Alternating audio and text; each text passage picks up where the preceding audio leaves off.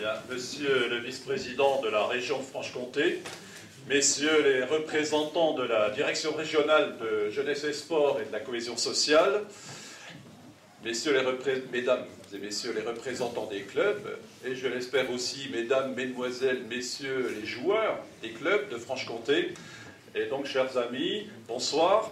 Je tiens effectivement en premier à renouveler les excuses de Roland Coquart, qui a, je ne veux pas dire préféré, mais qui a été, on va dire, obligé, entre guillemets aussi, de partir en Roumanie dans le cadre de sa délégation à l'UEFA, qu'il pratique. Et donc, bien sûr, il vous transmet toutes ses amitiés. Je commencerai d'abord par remercier le Conseil régional de nous accueillir dans ce magnifique salon Raymond Forny pour cette manifestation. Je tiens aussi, bien sûr, à remercier le Conseil régional pour, avant tout, le partenariat qui unit la Ligue de Franche-Comté et le Conseil régional. Ce partenariat se traduit, entre autres, effectivement, par le soutien que le Conseil régional apporte à la Coupe de Franche-Comté et aux différentes coupes de Franche-Comté, mais également, nous sommes liés par un contrat de développement qui nous aide dans un certain nombre d'actions, dont l'action Fair Play, dont Philippe Proudhon parlera tout à l'heure, et également le développement du foot féminin, pour n'en citer que quelques-uns. Et donc, et en plus, je dirais que ce partenariat, il a une grande qualité, d'abord d'importance, mais surtout il a une qualité par, je dirais, sa longévité, parce que je crois que ce partenariat remonte à 1998, donc les années passent et nous en sommes toujours très heureux. Donc je ne vais pas être plus long. Je vous souhaite de passer une excellente soirée. Je félicite d'avance tous les récipiendaires. Vous voyez que les dotations sont, comme chaque année, magnifiques. Et j'en profite aussi pour vous souhaiter à tous une excellente saison. Un excellent parcours aussi en Coupe de Franche-Comté, pourquoi pas cette année. Après tout, ce n'est pas parce qu'on a gagné l'année dernière qu'on est dispensé de la gagner cette année.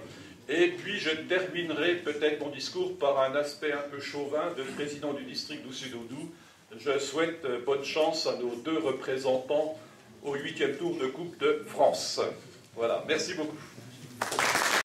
Donc, monsieur le représentant de la direction régionale de la jeunesse et des sports, monsieur le vice-président de la Ligue de Franche-Comté, représentant monsieur Coquart, monsieur le vice-président du CROSS, représentant monsieur Fuster, mesdames et messieurs les conseillers régionaux, mesdames et messieurs les présidents de club, mesdames et messieurs les chefs de service, mesdames et messieurs les présidents de club, entraîneurs et bénévoles, chers amis sportifs, et en particulier les pratiquants de tous les clubs, quel que soit leur âge.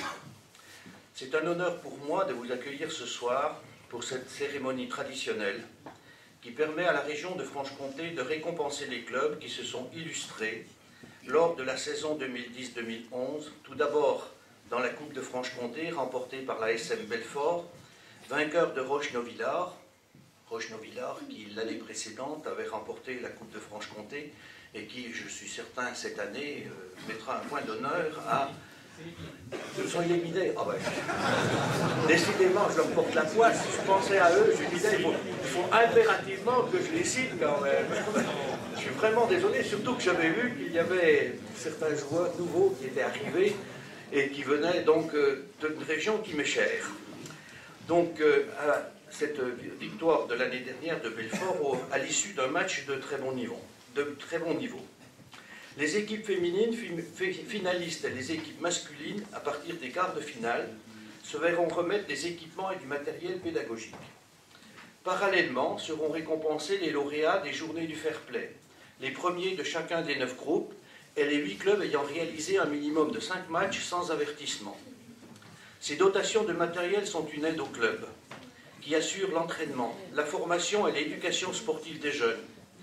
C'est pour moi aussi l'occasion de remercier tous les bénévoles qui assurent la pérennité de l'accompagnement sportif dans tous les clubs, qui sont les pépinières de quelques grands joueurs, certainement, mais surtout de sportifs épanouis, heureux, responsables et heureux de pratiquer leur sport favori, formés au respect des règles du jeu, au respect des arbitres et au respect de leurs adversaires. je pense que nous pouvons signaler ce fait quand même qui est important aujourd'hui, après les événements que nous avons pu vivre dans certains matchs de haut niveau récemment. C'est un défi dans le monde d'aujourd'hui de défendre ces valeurs sans lesquelles le sport deviendra une jungle. Je voudrais remercier l'ensemble des dirigeants de la Ligue de Franche-Comté pour l'excellence des relations que nous entretenons et pour les efforts qu'ils font pour accueillir les jeunes en stage.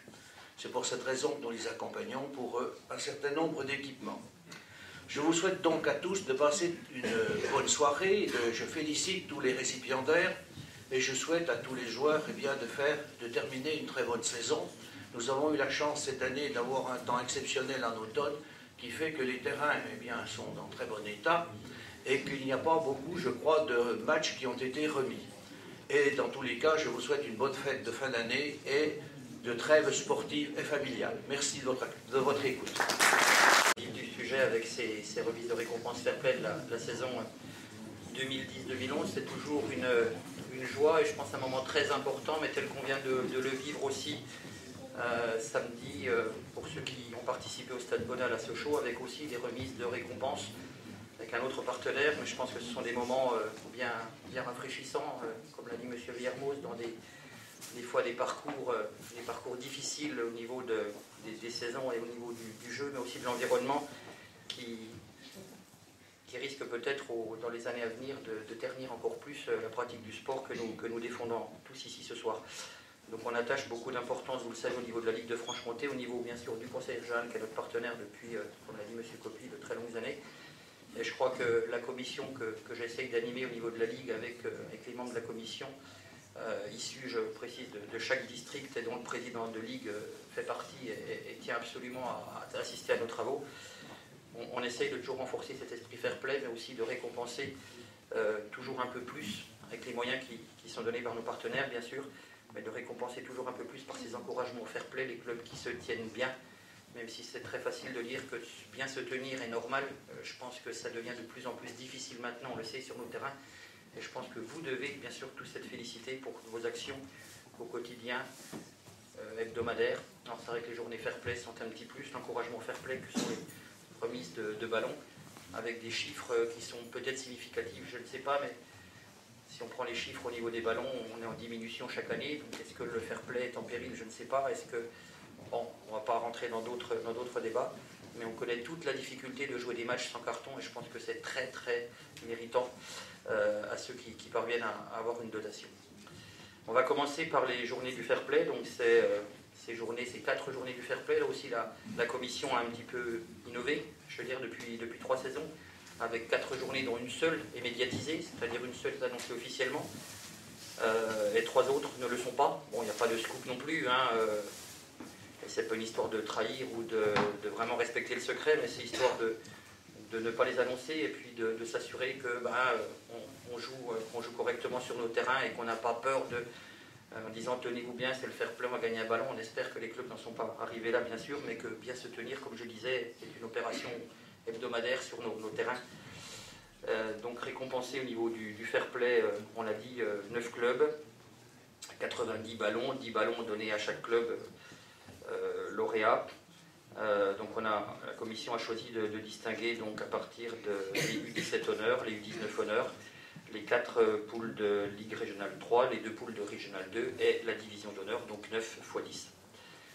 Donc les clubs voudront bien s'avancer si on les appelle et s'ils sont présents, bien sûr. En U17 honneurs ont été distingués au niveau des journées fair play de la saison dernière, la SM Belfort. Et comme par hasard, c'est encore le club de Cototseigne qui a été désigné comme le club le plus fair play au cours de cette Coupe de Franche-Comté.